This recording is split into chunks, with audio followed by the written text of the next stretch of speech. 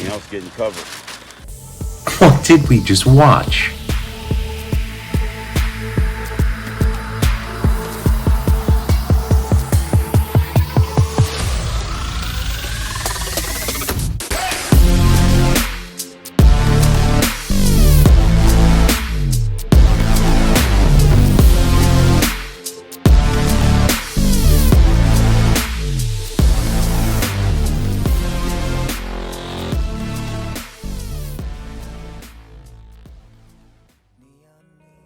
It's been an amazing time in the delivery of this yacht.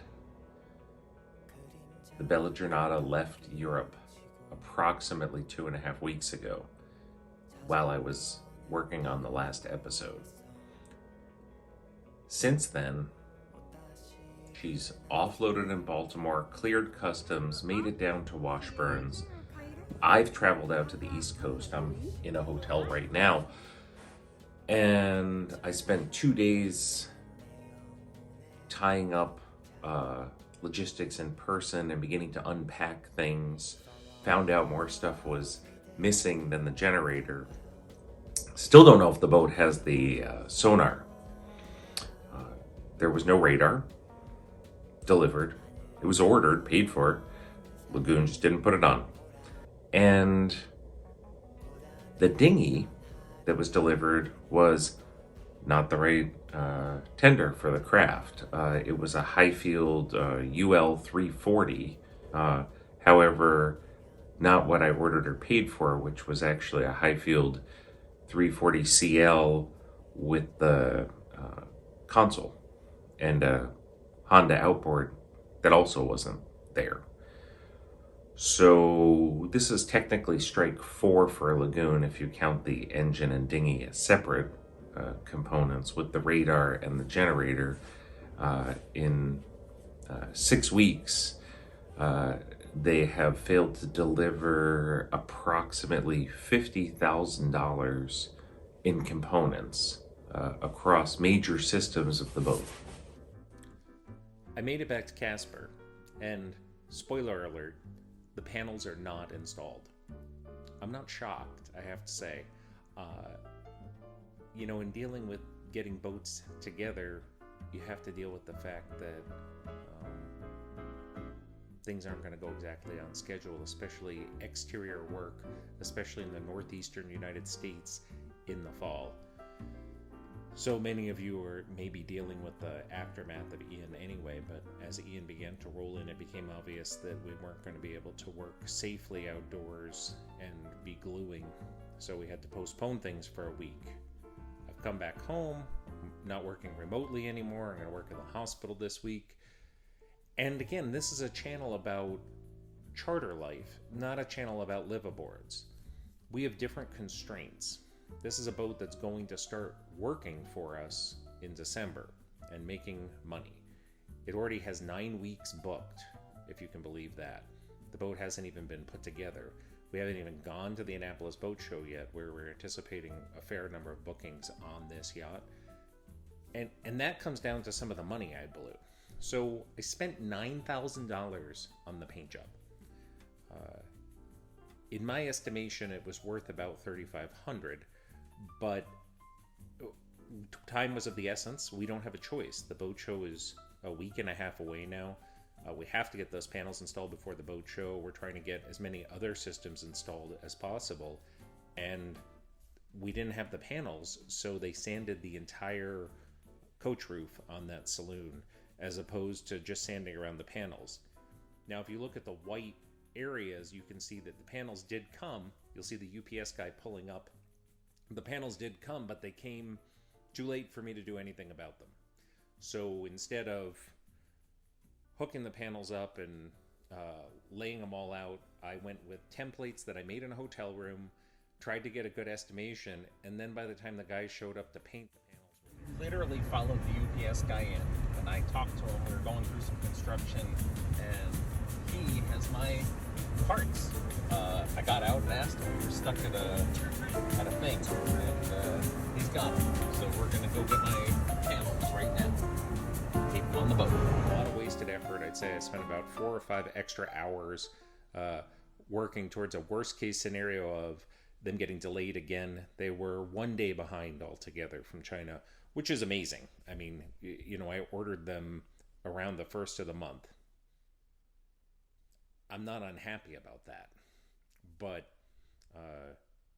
I'm unhappy about spending an extra $4 or $5 on sanding and priming areas that didn't need to be sanded or primed. It's a cost of doing business.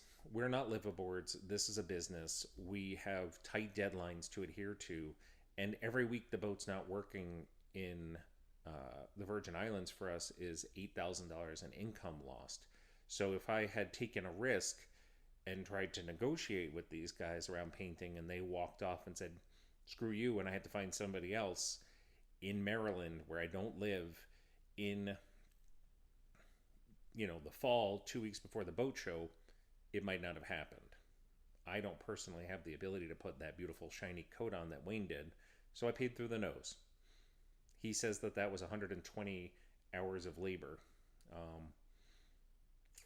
There was a lot of wasted time, and it's not Wayne's fault. It's not the crew's fault. There was a lot of wasted time.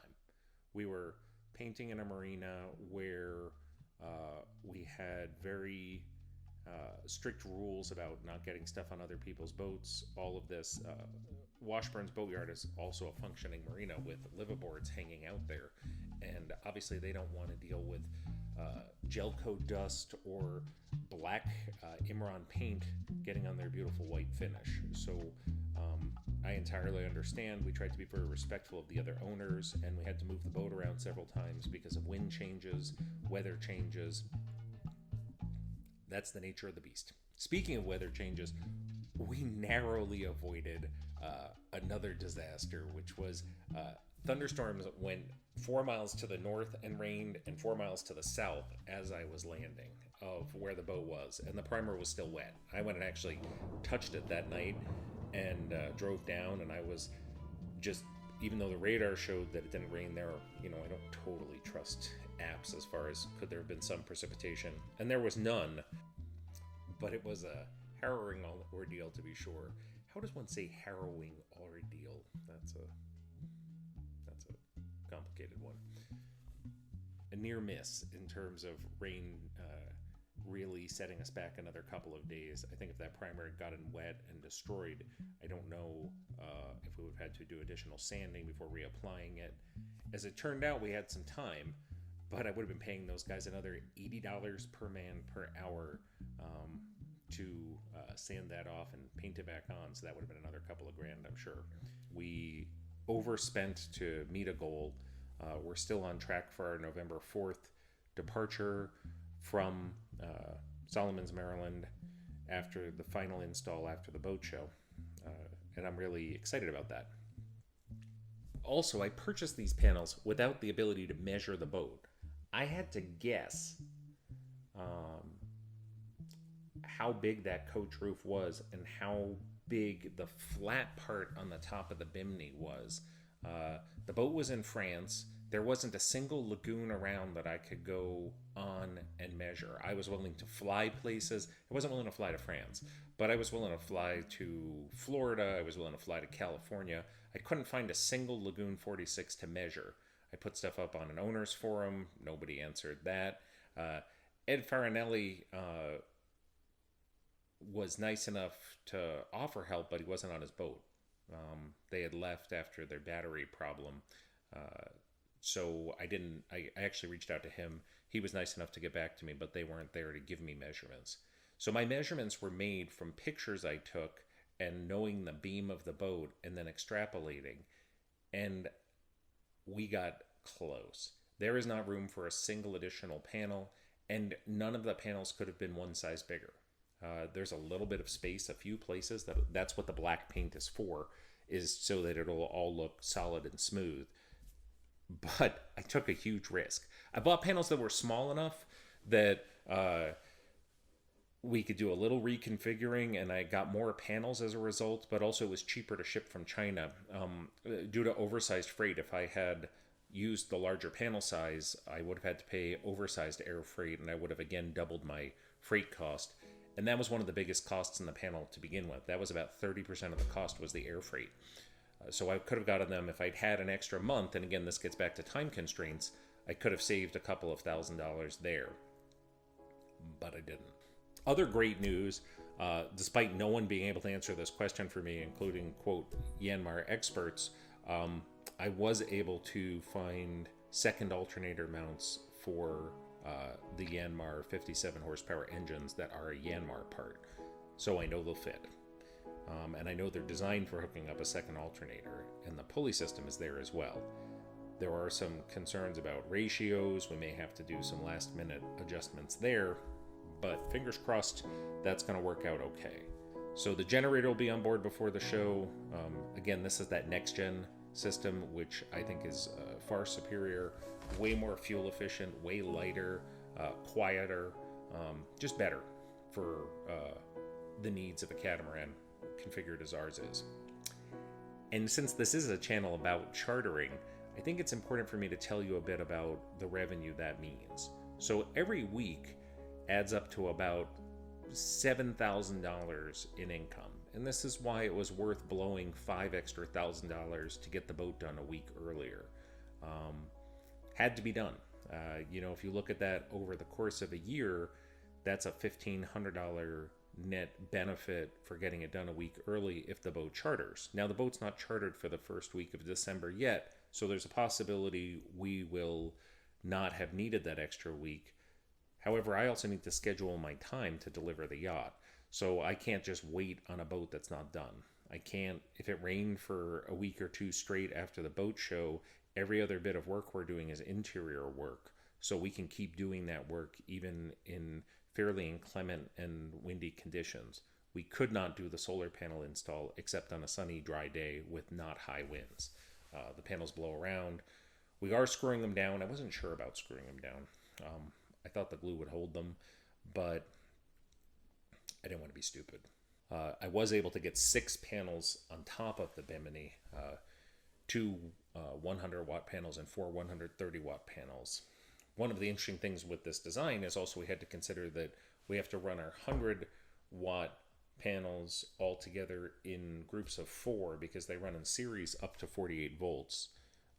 And then after that, after we put them in series, we have to then wire them, which is why I purchased 20 sets. So we're running 3 sets in series and then parallel of solar panels at 48 volts, 100 watts. That's 1200 watts at 100-watt panels. And then we're running 8 130-watt panels at for a total of 1040 watts. Is that right?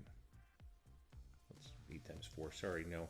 1120 watts. Sorry.